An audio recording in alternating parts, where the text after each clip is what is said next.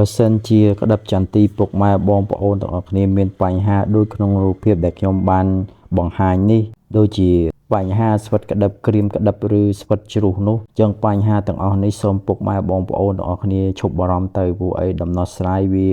មានទាំងអស់គ្រាន់តែបងប្អូនពុកម៉ែដោះស្រាយវាមិនចំគោលដៅចឹងមុននឹងពុកម៉ែបងប្អូនដោះស្រាយវាហើយចំគោលដៅនេះសូមបងប្អូនពុកម៉ែទាំងអស់គ្នានាំគ្នាធ្វើរោគវិនិច្ឆ័យវាឲ្យបានច្បាស់លាស់ថាវាកើតដោយសារបញ្ហាអ្វីឲ្យបានច្បាស់លាស់មុននឹងសម្រេចចិត្តទៅទិញថ្នាំដោះស្រាយវាមិនមែនបញ្ហាចន្ទីខូចដោយសារសត្វបំផ្លាញហើយពុកម៉ែទៅទិញថ្នាំជំងឺយកមកបាញ់វាមិនចំគោលដៅទេវាមិនខុសពីមនុស្សឈឺក្បាលហើយនាំគ្នាទៅទិញថ្នាំក៏ឈឺពោះក៏វាមិនត្រូវដែរអញ្ចឹងបញ្ហាទាំងអស់នេះសូមពុកម៉ែបងប្អូនគិតគូរឡើងវិញអញ្ចឹងអ្វីដែលជាបញ្ហាដែលធ្វើឲ្យវាខូចនោះវាមានច្រើនករណីដូចជាបញ្ហា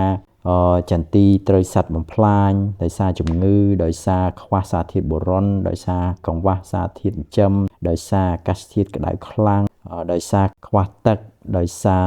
ទឹកភ្លៀងអញ្ចឹង3ចំណុចខាងក្រោយនេះវាអាចនឹងបង្កឲ្យចន្ទីផ្ដាច់នៅប្រព័ន្ធដឹកជញ្ជូនអាហារទៅចិញ្ចឹមក្តឹបហើយវាទៅជាចិញ្ចឹមស្លឹកហើយនឹងត្រួយវិញអញ្ចឹងចំណុចនេះក៏វាធ្វើឲ្យចន្ទីស្វិតក្តឹបច្រើននោះដែរច្រើនជាងអ្វីដែលសត្វបំផ្លាញឬជំងឺបំផ្លាញទៅទៀតអញ្ចឹងបញ្ហាទាំងអស់នេះគឺសិតតែមានដំណោះស្រាយផ្សេងគ្នាមិនមែនដោះស្រាយតែមួយហ្នឹងគឺសរុបបានទាំងអស់នោះទេអញ្ចឹងសូមពុកម៉ែទាំងអស់គ្នាធ្វើការពិសោធន៍នៅលើគ្រាប់ដោយសារយើងយកមកពុះបំបែកវាឲ្យលម្អិតមែនទែនរោគវិនិច្ឆ័យវាឲ្យជាក់លាក់ថាវាខូចដោយសារអ្វីដោយសារតាមរយៈការមើលនឹងភ្នែកដោយសារ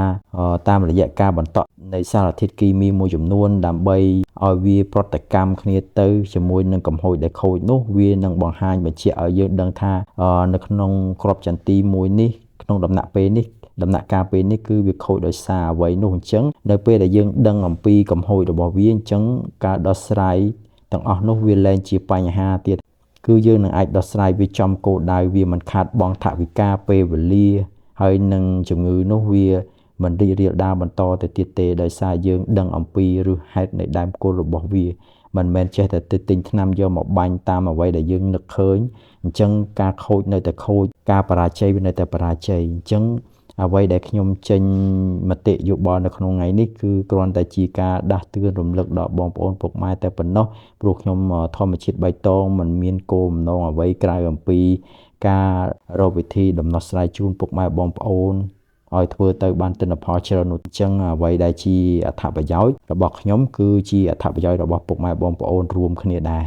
បើសិនជាពុកម៉ែបងប្អូនទាំងអស់គ្នាធ្វើទៅទទួលបានភាពជោគជ័យខ្ញុំក៏សប្បាយចិត្តដែរអញ្ចឹងបើសិនជាវីដេអូនេះមានអត្ថប្រយោជន៍សូមពុកម៉ែបងប្អូនជួយ share ជួយ like និងជួយឲ្យបេះដូងផងដើម្បីខ្ញុំរៀបរាប់ពីបញ្ហាបន្តទៀតនៅវីដេអូក្រោយៗអញ្ចឹងបើសិនជា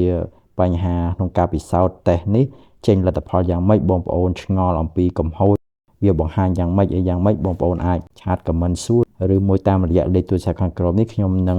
បកស្រាយប្រាប់ពីបងប្អូនថាធ្វើការរោគវិនិច្ឆ័យរបស់វានឹងគឺដោយរបៀបណាហើយវាបង្ហាញនៅលទ្ធផលយ៉ាងម៉េចដែលយើងសន្មត់ថាចន្ទីនេះវាខូចដោយសារអ្វីនោះ